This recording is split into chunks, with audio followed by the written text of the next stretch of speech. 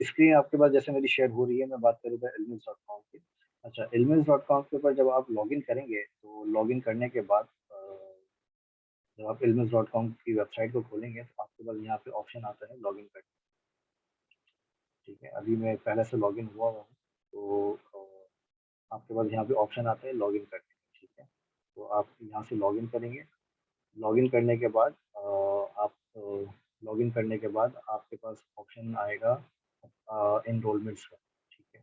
जैसे for example मैं आपको यहाँ पे लॉगिन करके दिखा देता हूँ।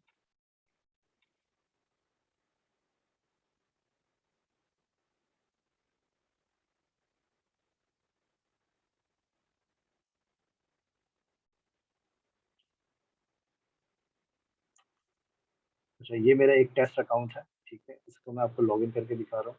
अच्छा, जब आप लॉगिन कर लेंगे तो आपके पास यहाँ पर आपकी प्रोफाइल का एक लिंक आ रहा होगा, उसके ऊपर जब आप माउस ओवर करेंगे तो आपके पास यहाँ पे ऑप्शन आ रहा होगा मैनेज एनरोलमेंट, ठीक है। अच्छा, जब आप अपने इनरोलमेंट्स के ऊपर जाएंगे, तो यहाँ पर आपके पास ऑप्शन आ रहे होंगे जो भी आपने बैच को ज्वाइन किया, ठीक है। जब आप इस बैच के ऊपर जाएंगे तो यहाँ पर आपके पास इसकी पूरी डिटेल आ रही होगी कि इस बैच का जो अभी हमारी जैसे वीडियो रिकॉर्ड हो रही है, और इस वीडियो के आपके पास ऑप्शन आ रहे होंगे कि इसके ट्यूटोरियल यहाँ पर आप देख सकते हैं। फिर उसके अलावा जब आप अनाउंसमेंट्स के ऊपर जाएंगे, तो आपको इससे रेलिवेंट सारी अनाउंसमेंट्स यहाँ पे नजर आ रही होंगी, ठीक है। और इसी तरीके से जब आप आस्क के क्वेश्चन आप कर सकते हैं, जैसे मैं आपका इंस्ट्रक्टर हूँ तो आप मुझसे क्वेश्चन पूछ सकते हैं यहाँ पे, और मैं यहीं से आपको रिप्लाई करूँगा, तो फिर आपको यहीं पे ऑप्शन भी नज़र आना शुरू हो जाएंगे, ठीक है। जैसे क्वेश्चन आंसर का व्हाट्सएप से बेहतर तरीका कोई और है नहीं, तो आप तो बेहतर तरीका व्हाट्सएप को यूज़ कर लें और व्हाट्सएप पे पूछ लें, तो आपको क्विकली उसका आंसर दे देगा, ठीक है। अच्छा, तो ये एक छोटे से स्टेप्स हैं, अगर आप इसको कर लेंगे तो ये आपको आसानी होगी अपनी वीडियोस वगैरह को, रिकॉर्डेड लेक्चर्स को ढूँढने में, और जो भी इससे रेलेवेंट जो भी डॉक्यूमेंट्स वगैरह हम देखेंगे, तो उसके अंदर आपको आसानी होगी कि आप किस तरीके से अपने डॉक्यूमेंट्स वगैरह के थ्रू आप आगे लर्निंग अपनी परस्यू कर सकते हैं, ठीक है। अच्छा, अब मैं आपको थोड़ा-सा चलता हूँ यूआई यूएक्स के थोड़ा-सा ब्रीफ की तरफ। इसके अंदर सबसे पहले तो मैं आपको बताऊँगा कि जो हमारा यूआई यूएक्स का ये जो बैच है, इसके अंदर सबसे पहले मैं आपको थोड़ा-सा गाइड दूँगा कि यूआई यूएक्स क्या होता है, फिर उसके बाद आपको मैं बताऊँगा कि आप यूआई यूएक्स के बाद आप क्या सीख सकते हैं, ठीक है? और इंफॉर्मेशन टेक्नोलॉजी के अंदर आप और किस तरीके से अपना और कौन-सी स्किल सेट है जो कि आप हासिल कर सकते हैं यूआई-यूएक्स के बाद भी, ठीक है? और इनका हम थोड़ा-सा स्कोप भी देखेंगे कि आगे इसका क्या स्कोप है यूआई-यूएक्स का, और और भी काफ़ी सारी चीज़ें इसके बारे में, ठीक है? अच्छा, सबसे पहले तो यूज़र इंटरफ़ेस और यूज़र एक्सपीरियंस का मैं आपको बताता हूँ कि इसके अंदर जब आप यूज़र इंटरफ़ेस और यूज़र एक्सपीरियंस की जब आप बात करते हैं, ठीक है? तो जब आप यूज़र इंटरफ़ेस और यूज़र एक्सपीरियंस की जब आप बात करते हैं, तो इसके अंदर यूज़र इंटरफ़ेस जो आपका जो आप विज़ुअली देखते हैं, ठीक है? वो आपका यूज़र इंटरफ़ेस होता है।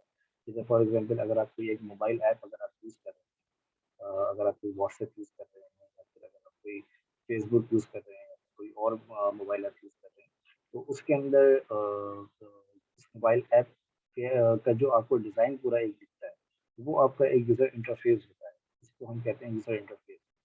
उस मोबाइल के जैसे यूज़र इंटरफ़ेस में और काफ़ी सारी इन डेप्थ अगर हम जाएँगे, तो उसके अंदर हम ये सारी चीज़ें देखेंगे कि उसके मोबाइल का यूज़र इंटरफ़ेस किस तरीके से डिज़ाइन होता है, और किस तरीके से हम उसके ब्रांड से कलर्स हम किस तरह से डिज़ाइन करते हैं, और उसके अंदर बेस्ट प्रैक्टिसेज़ क्या क्या होती हैं, मतलब कलर्स कॉम्बिनेशंस आपको किस तरह से यूज़ करने चाहिए, ठीक है। और ये तो हमारा हो गया एक यूआई का पार्ट जो कि आपको विजुअली इम्पैक्ट करता है।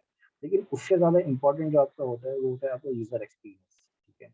अच्छा, यूज़र एक्सपीरियंस आपका टूल्स से बिल्कुल अलग है। जैसे बहुत से लोग ये कहते हैं कि यूज़र एक्सपीरियंस जो है कुछ सॉफ्टवेयर होते हैं, फिग्मा है और एडोब एक्सपी है, उसके थ्रू यूज़र एक्सपीरियंस आप बना सकते हैं, ठीक है। लेकिन यूज़र एक्सपीरियंस जो आपके ये जो सॉफ्टवेयर हैं, ये आपके यूज़र इंटरफेस सॉफ्टवेयर हैं। यूज़र एक्सपीरियंस के बारे में बनाने से पहले आपको हमेशा एक रिसर्च वर्क करना पड़ता है। अच्छा, रिसर्च वर्क क्या करना पड़ता है कि यूज़र एक्सपीरियंस ये होता है कि आपको जब यूज़र आपकी ऐप को यूज़ करेगा, वो यूज़ करते वक़्त किस तरीके से वो आपकी ऐप को यूज़ करेगा, ठीक है? मतलब आप कौन-सी चीज़ यूज़र एक्सपीरियंस पर्सपेक्टिव से आप कौन-सी चीज़ उसको ज़्यादा यूज़ेबिलिटी के हिसाब से आप उसको फंक्शनल करना चाहते हैं, ठीक है। फॉर एग्जांपल मैं इसमें अगर आपको एक एग्जांपल दूँ व्हाट्सएप की, ठीक है, या फिर मैं आपको एग्जांपल दूँ फेसबुक। तो व्हाट्सएप का जो व्हाट्सएप का जो इतने पूरी दुनिया में जो आज मशहूर है व्हाट्सएप, तो उसका सबसे बड़ा रीज़न ये है कि उसने आपको इतना ज़्यादा यूज़र एक्सपीरियंस उसका इतना ज़्यादा ईज़ी टू यूज़ कर दिया है कि आप उसको बहुत ईज़िली अपना अकाउंट क्रिएट कर सकते हैं, अपने मोबाइल से लिंक कर सकते हैं, अपने सिम कार्ड से उसको लिंक कर सकते हैं। जैसे फॉर एग्ज़ाम्पल मैं आपको मैं अगर आपको एग्ज़ाम्पल दूँ कि एक वक़्त था जब हम मैसेजेस वगैरह के पैकेजेस करवाते थे और मैसेजेस करते थे यूज़र्स, ठीक है। आज व्हाट्सएप ने उस चीज़ को पूरा रिप्लेस कर दिया है, ठीक है। तो आपका ये एक-एक चीज़ आपकी यूज़र एक्सपीरियंस से रेलेवेंट होती है। जितना बेटर आप यूज़र एक्सपीरियंस यूज़र को प्रोवाइड करेंगे, उतना ज़्यादा आपके यूज़र्स ईज़ी टू यूज़ आपकी ऐप को फ़ील करेंगे, ठीक है। और उसके बाद आपके यूज़र्स बढ़ने के चांसेस ज़्यादा होते हैं, ठीक है। क्योंकि जब आप यूज़र आपका एक बेटर यूज़र एक्सपीरियंस जब आप प्रोवाइड करते हैं, तो बेटर यूज़र एक्सपीरियंस का मतलब होता है कि आप उनको इस तरह का सॉल्यूशन प्रोवाइड कर रहे हैं जो कि उनकी लाइफ का कोई ना कोई प्रॉब्लम को सॉल्व कर पाता है, ठीक है। इसके अंदर बहुत सारी आपकी रियल लाइफ एग्जांपल होती हैं। अगर हम मोबाइल ऐप और डिजिटल साइड से हट के अगर हम देखें, तो हमारे पास काफ़ी सारी ऐसी एग्जांपल्स हमें नज़र आएँगी। जैसे फॉर एग्जांपल अगर आप कोई टेलीविज़न की एग्जांपल ले लें, या फिर आप कोई डिजिटल डिवाइस की एग्जांपल ले लें, या फिर इवन के अगर आप कोई ऑफ़लाइन चीज़ की भी अगर आप कोई एग्जांपल लें, फॉर एग्जांपल आपके कमरे का दरवाज़ा है, आपके जो है वो वॉशरूम का नल नल होता है, वो है। यूज़र एक्सपीरियंस जो आपको बेटर लगता है, आप उसी चीज़ को आगे परस्यू करते हैं, ठीक है? वही चीज़ आप खरीदते हैं। तो जिसका यूज़र एक्सपीरियंस बेटर होता है, आप उसको खरीदते हैं, बजाए इसके कि जिसका यूज़र इंटरफेस बेटर होता है। तो इसका ऐसा नहीं है कि यूज़र इंटरफेस अच्छा होना ज़रूरी नहीं है। वो भी यूज़र एक्सपीरियंस और यूज़र इंटरफेस दोनों एक साथ काम करते हैं, ठीक है। लेकिन यूज़र एक्सपीरियंस जो है वो आपका बहुत ज़्यादा इम्पोर्टेंस का हामिल होता है। और यूज़र एक्सपीरियंस को डिज़ाइन करने के लिए आपको कुछ चीज़ें रिक्वायर्ड होती हैं। कुछ चीज़ें क्या रिक्वायर्ड होती हैं, जैसे फॉर एग्ज़ाम्पल आपको इसका एक अगर मैं इसकी बात करूँ तो यूज़र एक्सपीरियंस के लिए आपको एक प्रोसेस रिक्वायर्ड होता है कि आप अपनी जो ऐप आप बना रहे हैं उसका प्रोसेस एक्चुअली क्या है? आप उस ऐप के थ्रू या उस वेबसाइट के थ्रू आप क्या चीज़ अचीव करना चाहते हैं? और इसी तरह से अगर मैं वर्कफ़्लो की बात करूँ, तो यूज़र एक्सपीरियंस का जो वर्कफ़्लो है, वो वर्कफ़्लो किस तरह से डिज़ाइन होता है, आप उस ऐप का या वेबसाइट का वर्कफ़्लो किस तरीके से बनाना चाह रहे हैं, किस तरीके का वर्कफ़्लो आप रखना चाहते हैं, ठीक है। तो ये पूरा एक यूज़र एक्सपीरियंस पर्सपेक्टिव से इन सारी चीज़ों के ऊपर सबसे पहले हमें ध्यान रखना पड़ता है कि यूज़र एक्सपीरियंस में वर्कफ़्लो और प्रोसेस किस तरीके से काम करते हैं, ठीक है। अच्छा, इसके बाद ये यूज़र एक्सपीरियंस ये वर्कफ़्लो और प्रोसेस हम बाद में देखेंगे कि ये किस तरीके से हम डिज़ाइन करते हैं प्रोसेस और वर्कफ़्लो। अभी मैं सिर्फ़ आपको ये बता रहा हूँ कि यूज़र एक्सपीरियंस और यूज़र इंटरफ़ेस के अंदर डिफरेंसेस क्या-क्या होते हैं। और अच्छा, अब इसके बाद जब हम आगे चलते हैं तो यूज़र एक्सपीरियंस के अंदर हमारे पास मल्टी डिवाइस एक्सपीरियंस भी आता है। मल्टी डिवाइस एक्सपीरियंस से मुराद जैसे यूज़र एक्सपीरियंस के अंदर आप एक ही वेबसाइट को आप मोबाइल ऐप में यूज़ कर रहे हैं और उसी वेबसाइट को आप किसी डेस्कटॉप किसी कंप्यूटर में आप यूज़ कर रहे हैं। तो मोबाइल में यूज़र एक्सपीरियंस डिफरेंट होगा और कंप्यूटर में यूज़र एक्सपीरियंस डिफरेंट होता है यूज़र का। ठीक है, तो उसके हिसाब से आप अपने यूज़र एक्सपीरियंस को पूरा बनाते हैं। उसका प्रोसेस पूरा बनाते हैं कि मोबाइल में उसका वर्कफ़्लो, उसका प्रोसेस कैसा होना चाहिए और डेस्कटॉप में उसका वर्कफ़्लो, उसका इंटरफ़ेस, उसका एक्सपीरियंस कैसा होना चाहिए। ठीक है, तो ये दोनों चीज़ें आपकी एक साथ चलती हैं मल्टी डिवाइस एक्सपीरियंस के साथ, ठीक है। अच्छा, फिर अगर हम सेकंड स्टेप पर आते हैं तो हमारी आती है यूआई का पार्ट। अच्छा, फर्स्ट स्टेप के ऊपर जब हमने आपको पूरा पूरा प्रोसेस और इसका पूरा वर्कफ़्लो वगैरह हमने इसका बता दिया, डिफ़ाइन कर दिया कि इसका प्रोसेस ये होगा, इसका वर्कफ़्लो ये होगा। देन हमारा आता है कि वो चीज़ आपकी विज़ुअली किस तरह से दिखनी चाहिए। विज़ुअली मतलब उसका कलर्स कैसा होने चाहिए, उसके फ़ॉन्ट्स किस तरीके के होने चाहिए और उसकी प्लेसमेंट किस तरह की होनी चाहिए और उसका कंटेंट किस तरह का होना चाहिए। तो ये सारी चीज़ें आपकी आती हैं यूज़र इंटरफ़ेस के अंदर। अब उसका लुक एंड फ़ील जो है वो आपका कैसा होना चाहिए, ठीक है। तो जब आप यूज़र एक्सपीरियंस की बात करते हैं तो यूज़र एक्सपीरियंस में तो आपने बता दिया कि ये सारी चीज़ें, इसका वर्कफ़्लो इसका ऐसा होगा, इसका प्रोसेस इसका ऐसे होगा, इसका फॉर एग्ज़ाम्पल अगर आप इसके यूज़र इंटरफ़ेस अगर आप करेंगे तो उसके अंदर आपको यूज़र एक्सपीरियंस को ध्यान में रखते हुए आपको यूज़र इंटरफेस उसका बनाना पड़ेगा कि यूज़र एक्सपीरियंस के अंदर कौन सी चीज़ यूज़र को पहले दिखानी है, कौन सी चीज़ को ज़्यादा प्रोमिनेंट करनी है, कौन सी चीज़ के ऊपर आप ज़्यादा फोकस या उसका ऑब्जेक्टिव आप रखना चाहते हैं, ठीक है। तो ये चीज़ आपको यूज़र इंटरफेस के स्टेज के ऊपर आपको ये चीज़ डिफाइन करनी पड़ेगी, ठीक है। अच्छा, यूज़र इंटरफेस के ऊपर आपकी कुछ मिथ्स होती हैं, मिथ्स मतलब कुछ ऐसी गलतफ़हमियाँ हैं, जो कि हम इसके बारे में देखेंगे कि ये यूज़र इंटरफेस के बारे में क्या गलतफ़हमी है, ठीक है? ये हम आगे नेक्स्ट स्लाइड में हम देखेंगे। अच्छा, अब हम आगे आगे मैं थोड़ा-सा आपको लेके चलता हूँ डिज़ाइन फॉर ऑल डिवाइस, ठीक है? अच्छा, यूज़र इंटरफेस की जब हम बात करते हैं, तो इसके अंदर हमने पढ़ा यूज़र एक्सपीरियंस के अंदर कि मल्टी डिवाइस एक्सपीरियंस। तो मल्टी डिवाइस एक्सपीरियंस का आपने एक फ्लो इसका जब बना दिया, तो फ्लो बनाने के बाद मल्टी डिवाइस एक्सपीरियंस के अंदर डिज़ाइन फॉर ऑल डिवाइसेज़, तो हर डिवाइस के हिसाब से इसके डिज़ाइन भी बनाए जाते हैं। इसके डिवाइस जैसे फॉर एग्ज़ाम्पल आप एक डिज़ाइन बनाते हैं डेस्कटॉप के लिए और वही डेस्कटॉप का डिज़ाइन जब मोबाइल में ओपन होगा तो वो किस तरह से दिखना चाहिए, ठीक है? वो आप जो डिज़ाइन बनाते हैं वो हम हमारे होते हैं multi device user interface design. तो जैसे मैंने यहाँ पे लिखा है डिज़ाइन फॉर ऑल डिवाइसेज़, तो आप इसके अंदर मल्टीपल डिवाइसेज़ को आप के लिए आप अपनी ऐप को या अपनी मोबाइल ऐप को या अपनी वेबसाइट को आप बनाते हैं, ठीक है? अच्छा, फिर इसके अलावा आपके पास आता है प्लेटफ़ॉर्म एंड टूल्स। अच्छा, प्लेटफ़ॉर्म एंड टूल्स के अंदर जब हम बात करते हैं तो प्लेटफ़ॉर्म्स के अंदर अगर आप बात करें तो प्लेटफ़ॉर्म्स के अंदर आपके पास आ जाते हैं विंडोज़ ऑपरेटिंग सिस्टम आ जाता है। फिर उसके अलावा आपके पास मैक ऑपरेटिंग सिस्टम आ जाता है। तो ये दोनों अलग-अलग प्लेटफ़ॉर्म्स होते हैं। अगर आप मोबाइल ऐप की बात करें तो इसके अंदर आपके पास एंड्रॉयड आ जाता है और आपका मैक आ जाता है और सॉरी एप्पल आ जाता है, ठीक है? तो ये 2 प्लेटफ़ॉर्म्स मोबाइल ऐप के हैं और 2 प्लेटफ़ॉर्म्स आपके डेस्कटॉप के कंप्यूटर के। जो कि बहुत ज़्यादा कॉमनली यूज़ होते हैं और भी इसके अलावा मल्टीपल प्लेटफ़ॉर्म्स हैं वो भी यूज़ होते हैं, लेकिन ये 2 प्लेटफ़ॉर्म्स बहुत ज़्यादा कॉमनली यूज़ होते हैं। अच्छा, अब इसके बाद मैं आपको बताऊँ इसके बारे में कि आपका ये जो है ब्रांड जब आप यूज़र इंटरफ़ेस के ऊपर काम करते हैं, तो इसके अंदर आपको बहुत ज़्यादा एक चीज़ देखनी पड़ती है कि यूज़र इंटरफ़ेस के अंदर उसके कलर्स किस तरह के होने चाहिए, ठीक है? अब वो एक कोई यूज़र इंटरफ़ेस है, तो वो कोई न किसी कंपनी का के लिए आप काम कर सकते हैं। फॉर एग्ज़ाम्पल अगर आपने करीम या उबर को अगर आपने यूज़ किया हो या उसका नाम सुना हो, तो आपको फ़ौरन आपके ज़हन में आता है कि करीम का जो ब्रांड कलर है, वो आपका ग्रीन कलर है। उबर का जो ब्रांड कलर है, वो ब्लैक कलर है, ठीक है।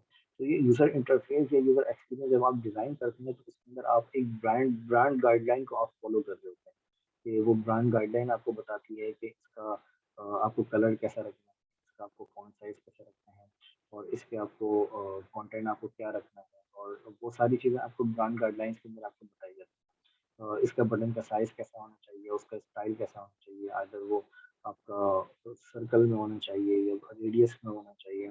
तो ये सारी चीज़ें आपको ब्रांड गाइडलाइन के अंदर आपको बताई जाती हैं। अच्छा, ये ब्रांड गाइडलाइन भी आप ही बनाते हैं। ये ब्रांड गाइडलाइन आप ही बनाते हैं आप समटाइम्स ऐसा होता है कि वो अगर आप किसी न्यू ब्रांड पे काम कर रहे हैं तो ब्रांड गाइडलाइन आपको बनानी पड़ती है।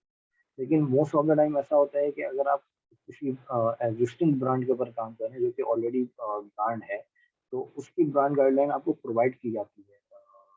जो आपके मैनेजर्स हैं, जो आपके टीम लीड होते हैं, उनके उनके थ्रू आपको ब्रांड गाइडलाइंस प्रोवाइड की जाती है। ठीक है?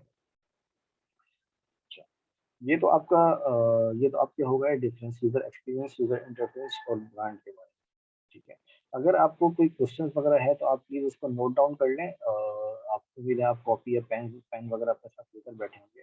अगर आपके माइंड में कोई क्वेश्चन आ रहा है तो आप प्लीज़ उसको नोट डाउन कर लें। नोट डाउन करने के बाद जब इसका हम क्वेश्चन का सेशन करेंगे तो हम उसके बारे में ज़रूर डिस्कस करेंगे जो आपके क्वेश्चन होंगे, ठीक है। अच्छा। अब इसके अंदर मैं आपको बताता हूँ कि यूज़र एक्सपीरियंस एक्चुअली है क्या? यूज़र एक्सपीरियंस में आप डिज़ाइन करते हैं जो इसका जो प्रोसेस होता है जो कस्टमर एक्सपीरियंस जो आपकी कस्टमर सैटिस्फैक्शन के बारे में जो आप बताते हैं, तो वो एक प्रोसेस आप इसके अंदर पूरा डिज़ाइन करते हैं। यूज़र यूज़र एक्सपीरियंस जब आप बनाते हैं किसी का, तो उसके अंदर आप काफ़ी सारी चीज़ों का ख़्याल रखते हैं। सबसे पहले उसकी आती है यूज़ेबिलिटी। कि उसके अंदर जो यूज़र उसको यूज़ कर रहा है, तो वो कितना यूज़फुल है, तो कितना यूज़ेबल है यूज़र के लिए। ऐसा तो नहीं हो रहा है कि कहीं पे उसको कोई लैग कर रहा है वो यूज़र या फिर कहीं पे उसको उसका प्रोसेस समझने में कोई कन्फ्यूजन पेश आ रही है। तो इन सारी चीज़ों का आप ध्यान रखें जब आप यूज़र एक्सपीरियंस के ऊपर काम करते हैं। उसका उसको बहुत ज़्यादा ईज़ी टू यूज़ आप उसके अंदर बनाते हैं कि उसके अंदर हम इसके अंदर आगे जाके देखेंगे कि इसकी बेस्ट प्रैक्टिसेज़ वगैरह क्या होती हैं। वो हम आगे जाके देखेंगे, लेकिन फिलहाल मैं आपको यूज़र एक्सपीरियंस की डेफिनेशन बता रहा हूँ। तो यूज़र एक्सपीरियंस के अंदर हम ये चीज़ देखते हैं कि उसकी कितना ज़्यादा यूज़फुल आप फीचर्स आप उसके डिज़ाइन कर रहे हैं और उसके कितना कितना ज़्यादा यूज़र उससे इंटरैक्ट हो रहा है, कितना ज़्यादा यूज़र उसको यूज़ कर रहा है और कितना ज़्यादा यूज़र उसके अंदर इंगेजिंग है आपका जो यूज़र एक्सपीरियंस है। ठीक है? तो ये चीज़ हम उसके अंदर डिज़ाइन करते हैं। अच्छा, अगर हम यूज़र एक्सपीरियंस को बिल्कुल एक ब्रॉड वे में देखें, तो यूज़र एक्सपीरियंस के अंदर कुछ चीज़ें इन्वॉल्व होती हैं, का मतलब है कि उसके अंदर आपकी सबसे पहले उसके अंदर आपका आ जाता है। अच्छा, उसके अंदर कुछ चीज़ें इन्वॉल्व होती हैं। सबसे पहले उसके अंदर आपका आ जाता है कंटेंट। कंटेंट मतलब आप जो यूज़र इंटरफेस डिज़ाइन करेंगे, उसके अंदर आपको कंटेंट क्या रखना है, ठीक है? उसके अंदर आपको उसका कंटेंट क्या रखना है और फिर उसके बाद उसकी आ जाती है यूज़ेबिलिटी। कि वो कितना ज़्यादा यूज़फुल आपको उसका बनाना है, उसको आप बना रहे हैं, ठीक है? फिर उसके बाद जब आप थर्ड पे आ जाते हैं, तो वो आपका होता है यूआई डिज़ाइन। जब आपने कंटेंट बना लिया, आपने उसका प्रोसेस बना लिया कि आप किस तरह से उसको आप यूज़ेबिलिटी के हिसाब से डिज़ाइन करेंगे अपने प्रोसेस को। फिर उसके बाद आपका आता है यूआई डिज़ाइन, ठीक है? उसको आपको विज़ुअली किस तरह से अपीलिंग बनाना है। ठीक है, वो आपका आ जाता है थर्ड स्टेप पे।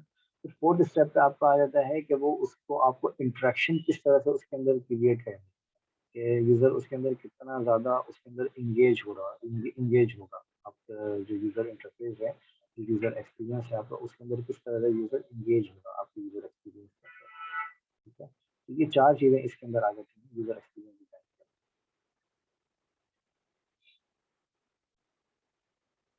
अच्छा, इसके अंदर कुछ मिथ्स हैं, मिथ्स मतलब कुछ इसके अंदर कुछ गलत फ़हमियाँ हैं, जो कि हम इसके अंदर बात करेंगे कि सबसे पहली गलतफ़हमी तो ये है कि user experience is not equal to user interface, ठीक है? अच्छा, इसका मतलब ये है कि बहुत से लोग ये कहते हैं कि यूज़र एक्सपीरियंस और यूज़र इंटरफेस जो है, वो बराबर है, ठीक है? लेकिन ये बिल्कुल एक अलग यूज़र एक्सपीरियंस और यूज़र इंटरफेस बिल्कुल एक डिफरेंट चीज़ है। ठीक है, यूज़र एक्सपीरियंस और यूज़र इंटरफ़ेस बिल्कुल एक डिफरेंट चीज़ है, लेकिन ये दोनों आपस में लिंक्ड हैं, ठीक है? एक इस तो इसके अंदर ये गलत है कि इसके अंदर कोई जैसे आप अगर अगर आपके माइंड में ये कन्फ्यूज़न है, तो यूज़र इंटरफ़ेस और यूज़र एक्सपीरियंस बिल्कुल सेम चीज़ है और आपस में लिंक नहीं है। तो ये आपकी सोच अगर है, तो ये बिल्कुल गलत सोच है आपकी। इसके अंदर आपको यूज़र एक्सपीरियंस और यूज़र यूज़र इंटरफ़ेस बिल्कुल एक सेपरेट चीज़ है और इसके अंदर आप जो है ये बिल्कुल एक सेपरेट चीज़ है एक्चुअली यूज़र इंटरफ़ेस और यूज़र एक्सपीरियंस, ठीक है?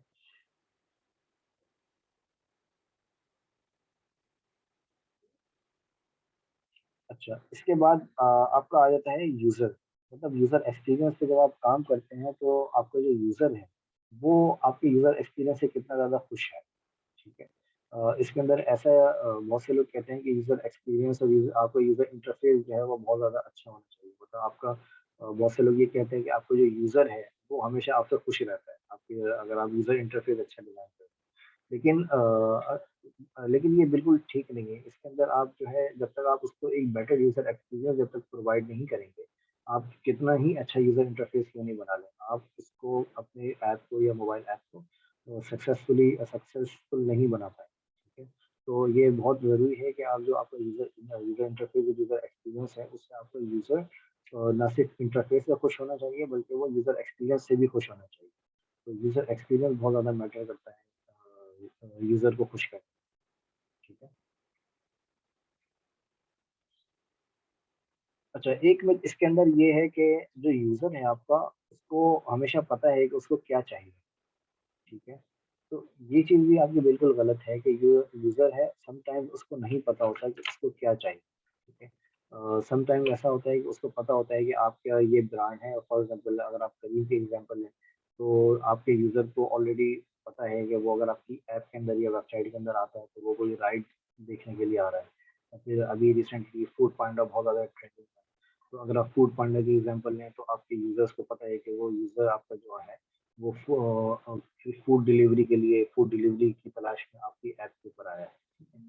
लेकिन समटाइम्स ऐसा होता है कि आप किसी ऐसे न्यू आइडियाज़ पे काम कर रहे होते हैं कि आप यूज़र को अपने पास लेकर आते हैं, लेकिन यूज़र को पता नहीं होता है कि उसको क्या चाहिए, ठीक है? क्योंकि हर दफ़ा आपका ब्रांड इतना ज़्यादा डेवलप नहीं होता।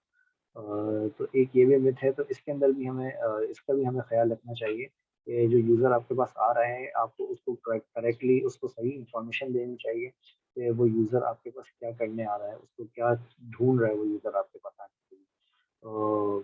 ठीक है, तो एक ये भी चीज़ है। अच्छा, एक इसके अंदर बहुत बड़ी एक बहुत से लोग इसके अंदर एक मिस्टेक करते हैं।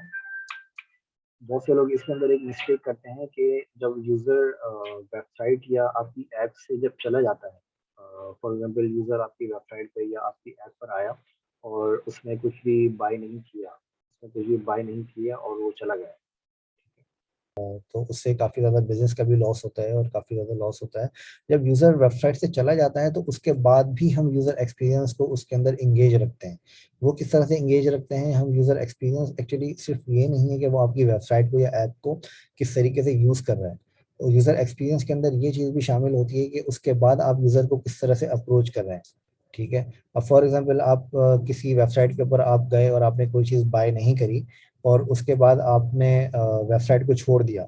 अब उसके बाद वो जो ब्रांड है वो आपको एंगेज करने की कोशिश करता है। वो किस तरीके से एंगेज करने की कोशिश करता है, वो ऐसे एंगेज करने की कोशिश करता है कि वो आपको ईमेल्स के थ्रू एंगेज करता है। वो फिर आपको वेबसाइट, वो आपको एसएमएस के थ्रू एंगेज करता है, ठीक है?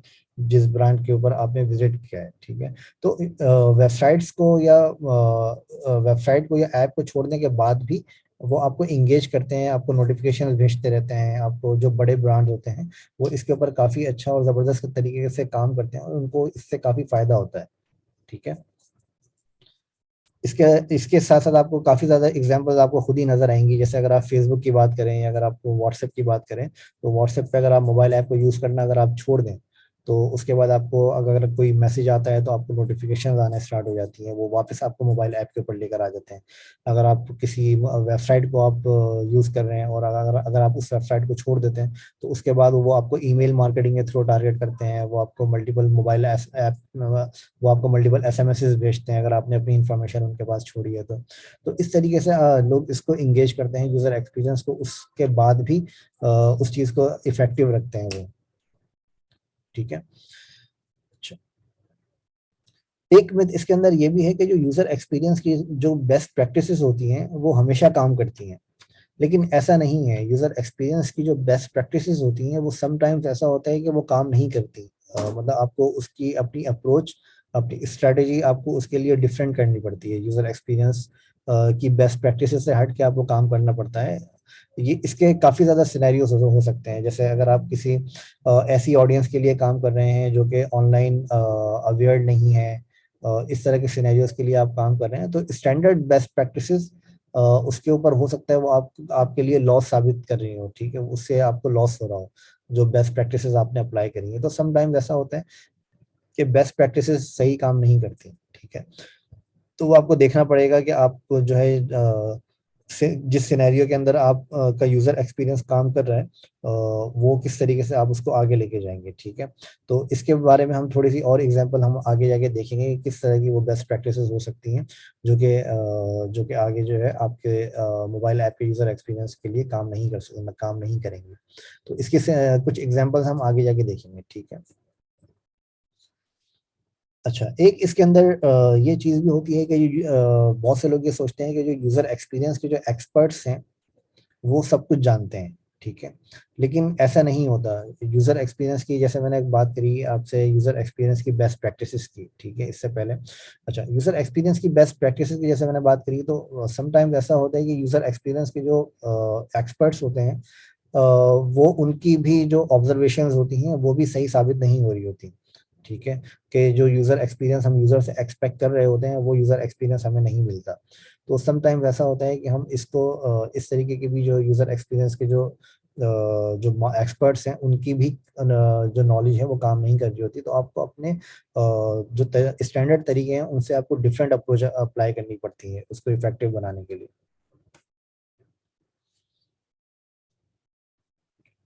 अच्छा, अब इसके अंदर हम थोड़ा सा देखेंगे कि दुनिया किस तरीके से चेंज हो रही है। जब आप जैसे दुनिया चेंज हो रही है, इसी तरीके से यूजर एक्सपीरियंस भी, यूजर भी आपका चेंज हो रहा है। ठीक है।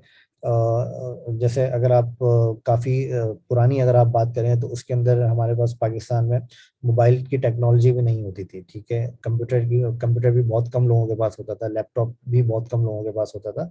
और मतलब टेली कम्युनिकेशन के अंदर इतना ज्यादा कोई ट्रेंड नहीं था पाकिस्तान में। लेकिन अब अगर आप बात करें तो अब हर हर बंदा आपका, हर बच्चे से बच्चा आपका जो है वो व्हाट्सएप यूज कर रहा होता है, फेसबुक यूज कर रहा होता है, यूट्यूब पे खुद ही वीडियोस लगा रहा होता है। अगर आप तो दुनिया जो है बिल्कुल चेंज हो रही है। इसी के साथ साथ आपका यूजर की एक्सपेक्टेशंस और यूजर भी चेंज हो रहे हैं। ठीक है।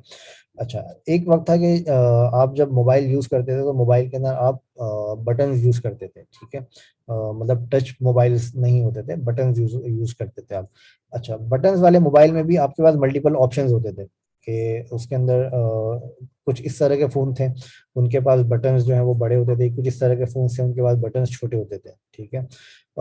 आज भी आज भी बहुत से लोग ऐसे होते हैं, ऐसे हैं जो कि आपके ऐसे फोन यूज करते हैं जिसके अंदर बटन उनके छोटे हों और उनके जो है वो बटन्स वाले फोन हो। जो आपके टच वाले फोन्स हैं उनको अवॉइड करते हैं। खास तौर पे जो आपका कॉर्पोरेट सेक्टर जो है वो इस तरह की चीज़ों को अवॉइड करता है। वो क्यों अवॉइड करता है? क्योंकि उनको जो बेटर लगता है वो वो उनको टच वाला बेटर नहीं लगता। उनको वो बेटर लगता है जो उनको इजी टू यूज हो, इजी टू एक्सेस हो। ठीक है। वो उनको ज़्यादा बेटर लगता है। तो दुनिया जो है चेंज हो रही है और यूज़र भी उसके साथ साथ चेंज हो रहा है। तो आई थिंक ये यूज़र एक्सपीरियंस जो है ये भी आपका काफ़ी ज़्यादा इन्हांस होगा इन फ्यूचर। ठीक है।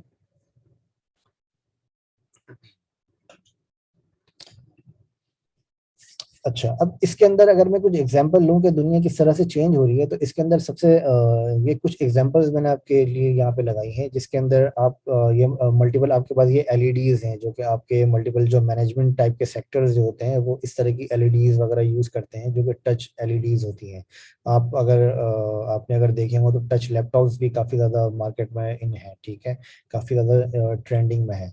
तो ये जो टच लैपटॉप्स जो आपके होते हैं ये भी आपका यूजर एक्सपीरियंस को बेटर बनाने के लिए ही जो टेक्नोलॉजी में जो इनोवेशन हो रही है, उसी तरह से जो यूजर एक्सपीरियंस को ध्यान में रखते हुए ही वो टेक्नोलॉजी को इनोवेट कर रहे हैं। ठीक है। तो इसी तरीके से आपके पास और भी काफी सारे एग्जांपल्स हैं। जैसे मैंने आपको सेकंड एग्जांपल अगर मैं दिखाऊं आपको, तो ये जो आगे जाके 3D सेंसिंग पे और गेस्चर में जो काम हो रहा है वो भी आपके सामने यहाँ पर विजिबल है। मतलब अब ये स्क्रीन्स की रिक्वायरमेंट ही अब खत्म होती जा रही है। अब इसके अंदर अगर आप बात करें तो आपके पास AR और VR इस तरह की चीजें भी काफी ज्यादा मार्केट में इन हो रही हैं जो कि आपके वर्चुअल रियलिटी के ऊपर काम कर रहे हैं। ठीक है।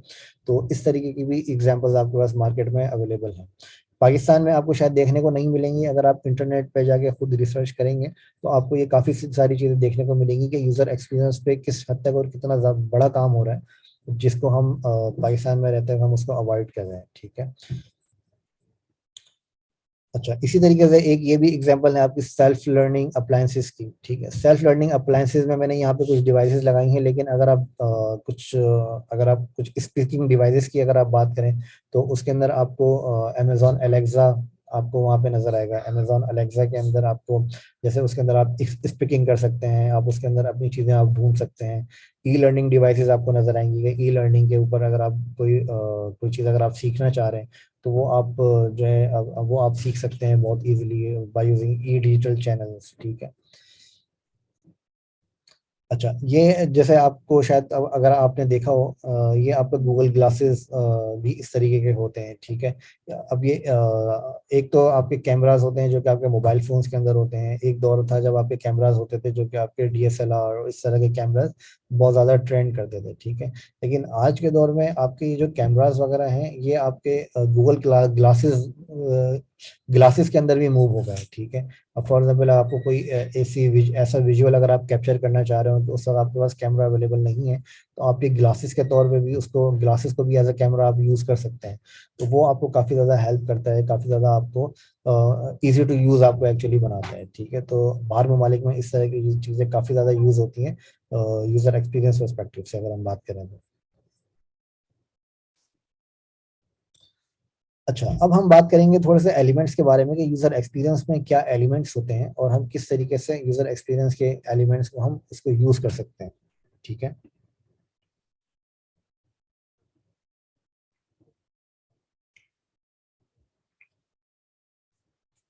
अच्छा, यूजर एक्सपीरियंस में अगर आप बात करें तो यहाँ पर आपके पास कुछ 5 यहाँ पर आपके पास एलिमेंट्स हैं जिस जो कि आपको जब भी आप यूजर एक्सपीरियंस और यूजर इंटरफेस जब आप डिजाइन करेंगे तो आपको इन सारे एलिमेंट्स के ऊपर काम करना पड़ेगा। ठीक है। सबसे पहले आपका आता है सरफेस। सरफेस क्या होता है कि विजुअल डिजाइन, आप उसका जो यूआई डिजाइन जो आप करना चाह रहे हैं वो यूआई डिजाइन उसका क्या है, उसका यूआई डिजाइन। ठीक है। अच्छा, ये स्टेप्स नहीं है, ये सिर्फ एलिमेंट्स हैं जिनके ऊपर आपको काम करना होगा जब आप यूजर इंटरफेस और यूजर एक्सपीरियंस किसी ऐप या वेबसाइट वगैरह का आप डिजाइन कर रहे होंगे। ठीक है। तो उसके लिए आपको सबसे पहले आपको उसके लिए आपको सरफेस के ऊपर काम करना होगा जिसके अंदर आपका विजुअल डिजाइन और आपका यूजर इंटरफेस आ जाता है। ठीक है। फिर उसके बाद आपका आता है स्केलेटन। ठीक है। स्केलेटन पे आपको काम करना होता है। स्केलेटन में क्या होता है कि उसकी वायर फ्रेमिंग होती है। वायर फ्रेमिंग मतलब आप उसके अंदर बताते हैं कि हमारा ये जो कंटेंट है ये आपका जो है अ, उसकी प्लेसमेंट क्या होनी चाहिए और उस कंटेंट के अंदर आपको इन सारी चीज़ों को हम इन डिटेल देखेंगे। बाकायदा हम इसके वायर फ्रेम्स वगैरह बनाकर देखेंगे, यूजर इंटरफेस हम इसके बना के देखेंगे नेक्स्ट लेक्चर्स के अंदर। इस लेक्चर के अंदर मैं आपको सिर्फ एक ओवरव्यू दे रहा हूँ कि आप इन फ्यूचर आप क्या चीज़ें सीखेंगे नेक्स्ट अपकमिंग लेक्चर्स के अंदर। ठीक है। अच्छा, इसके अंदर स्केलेटन आपको बनाना होता है जिसके अंदर आप वायर फ्रेमिंग और इंटरेक्शन पैटर्न्स आप बनाते हैं, ग्लोबल नेविगेशंस आप करते हैं कि किस तरह से आप नेविगेशन आप डिसाइड करते हैं कि किस तरह से आप आपकी जो ऐप है उसका फ्लो किस तरह से आप नेविगेशन उसकी बनाना चाह रहे हैं। ठीक है। अच्छा, एक चीज और इसके अंदर बहुत इंपॉर्टेंट होती है, वो होती है आर्किटेक्चर। ठीक है। अच्छा, स्ट्रक्चर। ठीक है। स्ट्रक्चर इसका क्या होता है, आर्किटेक्चर भी बोल सकते हैं इसको, स्ट्रक्चर भी बोल सकते हैं। अच्छा, स्ट्रक्चर इसका क्या होता है कि फॉर एग्जांपल आप एक बड़ी ऐप के ऊपर काम कर रहे हैं। फॉर एग्जांपल आप एक फूड डिलीवरी ऐप के ऊपर काम कर रहे हैं, जैसे कि फूड पांडा आपकी ऐप है। ठीक है। आप इस तरह की कोई ऐप के ऊपर काम कर रहे हैं तो उसके अंदर आपको स्ट्रक्चर उसका बहुत ज्यादा मैटर करता है कि आपने अपनी ऐप का जो यूआई डिजाइन है, फॉर एग्जाम्पल एक ऐप के अंदर 200 डिजाइन है, तो उनको आपने किस तरह से स्ट्रक्चराइज किया है, उनको आपने किस तरह से स्ट्रक्चराइज किया है अपने यूआई एलिमेंट्स को, अपने डिजाइन्स की फाइल्स को। ठीक है। वो चीज़ आप अपने स्ट्रक्चर के फेस के अंदर डिजाइन करते हैं। ठीक है। अच्छा, फिर इसके बाद आपका आ जाता है द स्कोप। ठीक है। स्कोप का मतलब ये है कि उसकी फंक्शनैलिटी आपको किस तरह की रखनी है, उसका यूजफुल आपको किस तरह से उसको यूजफुल बनाना है, किस तरह से आपको उसकी रिक्वायरमेंट्स उसकी आपको किस तरह से आपको उसकी रिक्वायरमेंट्स गैदर करनी है। ये सारी चीज़ें आप स्कोप के ऊपर देखते हैं कि आप इसकी फंक्शनैलिटी, यूजफुलनेस, यूजेबिलिटी, रिक्वायरमेंट्स, ये सारी चीजें आप अपने स्कोप के स्टेज के ऊपर देखते हैं। ठीक है। अच्छा, फिर इसके बाद आपकी आ जाती है स्ट्रेटेजी। स्ट्रेटेजी आपका सबसे ज्यादा इंपॉर्टेंट पार्ट होता है जब भी आपको यूजर इंटरफेस और यूजर एक्सपीरियंस आप डिजाइन करते हैं। अगर आपकी स्ट्रेटेजी क्लियर नहीं होगी तो आपका यूजर इंटरफेस और यूजर एक्सपीरियंस भी आपका क्लियर नहीं हो सकेगा कि आप यूजर एक्सपीरियंस किस तरह से आपको वो डिजाइन करना चाहिए। ठीक है। अच्छा, स्ट्रेटेजी के अंदर आपकी आ जाती है कि सबसे पहले आप गैदर करते हैं कि बिजनेस रिक्वायरमेंट उसकी क्या है, यूजर की नीड क्या है, कि आप यूजर को क्या सोल्यूशन प्रोवाइड करना चाह रहे हैं। ठीक है। आप यूजर एक्सपीरियंस के थ्रू किस तरह का सोल्यूशन, कौन से प्रॉब्लम का क्या सोल्यूशन आप उसके अंदर देखना चाह रहे हैं। ठीक है। इसके अंदर आप पूरी अपनी एक रिसर्च भी करते हैं जिसके अंदर आप देखते हैं कि अगर आपके कोई कॉम्पिटिटर्स हैं वो किस तरह से उस चीज के ऊपर काम कर रहे हैं। ठीक है। उन कॉम्पिटिटर्स को आप देखते हैं कि वो किस तरह से आपकी जो चीज़ आप बना रहे हैं, आप उसको पहले अपने कॉम्पिटिटर्स को देखते हैं कि वो कैसे बना रहे हैं, वो किस तरह से इसके ऊपर काम कर रहे हैं। फिर आप देखते हैं कि उनसे बेटर आप किस तरीके से आप इसको अचीव कर सकते हैं अपने गोल्स को। ठीक है। जो आपको जो यूजर एक्सपीरियंस है, यूजर इंटरफेस जो आपको बनाना है, वो किस तरह से आप अपने कॉम्पिटिटर्स से बेटर आप उसको बना सकते हैं। ठीक है। ये चीज़ आपको देखनी होती है।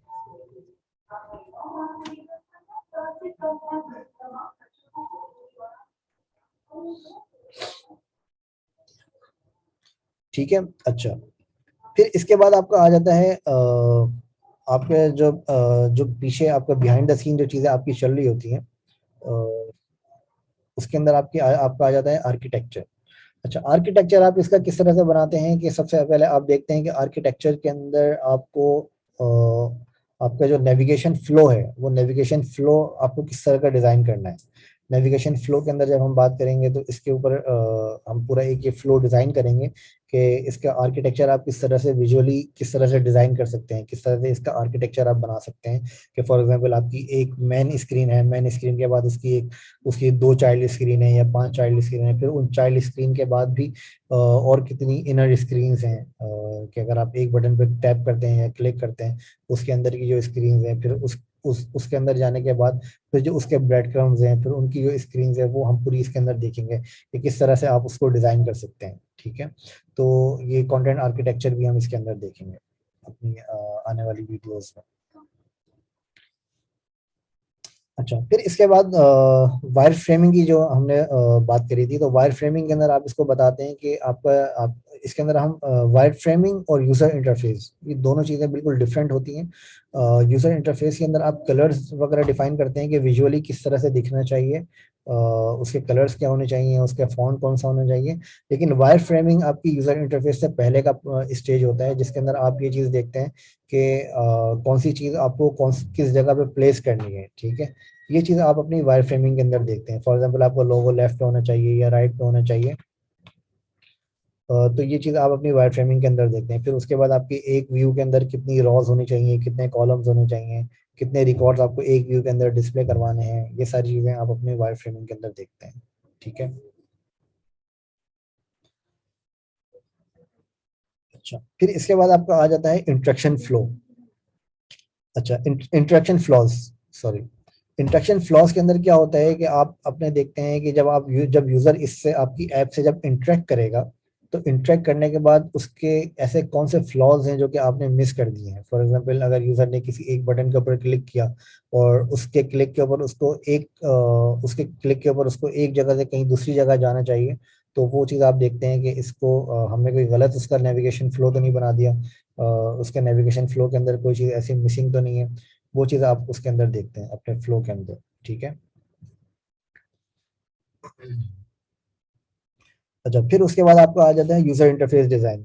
यूजर इंटरफेस डिजाइन के अंदर आप देखते हैं कि उसका लुक एंड फील कैसा होना चाहिए, मतलब उसका हेडर कैसा होना चाहिए, उसका हेडर के अंदर लोगो किस तरह से होना चाहिए, लेफ्ट पे होना चाहिए या राइट पे होना चाहिए, उसके कलर कॉम्बिनेशंस कैसे होने चाहिए, और उसका फॉर एग्जांपल पूरी ऐप ओवरऑल वेबसाइट की कंसिस्टेंसी आपको देखनी पड़ती है कि कंसिस्टेंसी के अंदर आप किस तरह से आप अपनी ऐप को का यूआई अपनी ऐप को विजुअली किस तरह से उसको बेटर बना सकते हैं। फॉर एग्जाम्पल आपकी ऐप के अंदर कोई ऐसी चीज़ें तो नहीं है जिसको आपने कंसिस्टेंसी के साथ यूज़ नहीं किया। कंसिस्टेंसी क्या होती है कि एक जगह आपने फॉन्ट साइज आपने बड़ा रख दिया, एक जगह फॉन्ट साइज आपने छोटा रख दिया। सेम पैराग्राफ है, एक पैराग्राफ के अंदर फॉन्ट फैमिली डिफरेंट आ रही है, सेकंड पैराग्राफ के अंदर फॉन्ट फैमिली डिफरेंट आ रही है। तो इस तरह की कंसिस्टेंसी और यूजर इंटरफेस डिजाइन के अंदर आपको ये सारी चीज़ें देखनी पड़ती हैं कि यूजर इंटरफेस जब आप बनाते हैं तो उसके अंदर कंसिस्टेंसी होनी चाहिए आपके डिजाइन के अंदर, उसका यूजर इंटरफेस बेटर होना चाहिए, उसका यूजर एक्सपीरियंस बेटर होना चाहिए, उससे कलर्स कॉम्बिनेशंस आपको ऐसा ना हो कि आपने बिल्कुल ही एक गोला गंडा कलर कॉम्बिनेशंस बना दिए कि उसके अंदर आपकी जो ऐप है या आपकी जो वेबसाइट है वो यूजर को जो आपका ऑब्जेक्टिव है उससे हटा के कलर्स के ऊपर उसका फोकस लेकर चला जाए यूजर्स को। तो ये सारी चीजें आपको उसके अंदर देखनी पड़ती हैं यूजर इंटरफेस और यूजर इंटरफेस एक्सपीरियंस के अंदर, कि उसकी लुक एंड फील किस तरह की है। ठीक है, अच्छा, एक इसके अंदर बहुत इंपॉर्टेंट एक चीज है, ये है आपकी गट फीलिंग। ठीक है, अच्छा, ये जो आपको रेड मार्क्स और ऑरेंज मार्क्स और ग्रीन मार्क्स आपको नजर आ रहे हैं, इसके अंदर हम अपने यूजर एक्सपीरियंस को टेस्ट कैसे करते हैं। ये बहुत ज़्यादा इंपॉर्टेंट पार्ट है आपके यूज़र एक्सपीरियंस के लिए, कि जब आप कोई यूज़र एक्सपीरियंस जब आप बना लेते हैं और आप ये देखना चाहते हैं कि यूज़र एक्सपीरियंस आपका सही से काम कर भी रहा है यूज़र के लिए, या उसके अंदर यूज़र उसको सही से यूज़ नहीं कर पा रहा, तो उस चीज़ को आप मॉनिटर कैसे करते हैं। उस चीज़ को मॉनिटर करने के लिए कुछ ऐसे टूल्स आते हैं जो कि एक लिमिट तक फ्री फ्री ऑफ कॉस्ट होते हैं। वो टूल्स आपको अपनी ऐप या वेबसाइट के अंदर आपको इम्प्लीमेंट करने पड़ते हैं। ठीक है, वो टूल्स आपको क्या बताते हैं कि आपका जो यूजर है वो कौन से पेज के ऊपर है, कितना स्क्रॉल कर रहा है, कहाँ पे ज्यादा क्लिक्स कर रहे हैं आपके यूजर्स, वो टूल्स आपको बताते हैं। ठीक है, अब इसके अंदर जैसे आपको ये इमेज नजर आ रही है, इस इमेज के अंदर आपको यहाँ पे जैसे लाइट रेड नजर आ रहा है और यहाँ पे आपको डार्क रेड नजर आ रहा है, और यहाँ पे भी आपको डार्क रेड नजर आ रहा है, ठीक है। और यहाँ पे आपको लाइट ग्रीन और ऑरेंज और येलो का एक येलो और ग्रीन का और ऑरेंज का कॉम्बिनेशन नजर आ रहा है। तो ये आपको बताते हैं कि ये इसको एक्चुअली कहते हैं हीट मैप्स, ठीक है, ये हीट मैप्स कहलाए जाते हैं। अच्छा, ये हीट मैप्स आपको बताते हैं कि आपका यूजर कौन सी आपकी स्क्रीन को किस तरीके से यूज कर रहा है, ठीक है। उसके अंदर अब उसका इंटरेक्शन फ्लो क्या है, उसका किस तरह से इंटरेक्ट हो रहा है वो आपकी वेबसाइट के अंदर, वो सिर्फ स्क्रॉल कर रहा है या कहीं पे क्लिक भी कर रहा है, और जहाँ पे आप उसको क्लिक करवाना चाह रहे हैं यूजर को, वो उस जगह पे क्लिक कर भी रहा है या नहीं कर रहा है, ठीक है। ये सारी चीजें आप अपने यूजर एक्सपीरियंस के अंदर और यूजर इंटरफेस के अंदर आप इन चीजों को डिजाइन करते हैं। इन चीजों को आप मॉनिटर करते हैं कि वो जो चीज आपने बनाई है वो सही से काम कर भी रही है या नहीं।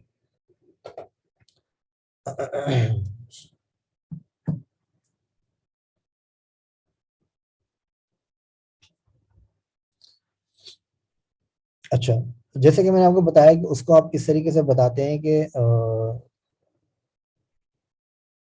अच्छा, ये हमारी ये लास्ट स्लाइड है, फिर इसके बाद हम अपनी क्लास को आगे कंटिन्यू करेंगे नेक्स्ट सेशन में। इसके बाद हम थोड़ा सा क्वेश्चन आंसर्स का हम एक सेशन ले लेंगे, ठीक है।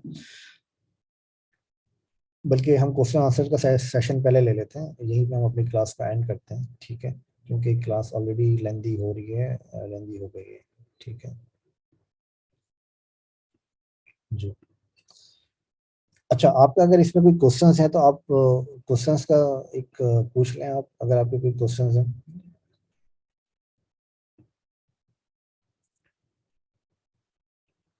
हेलो।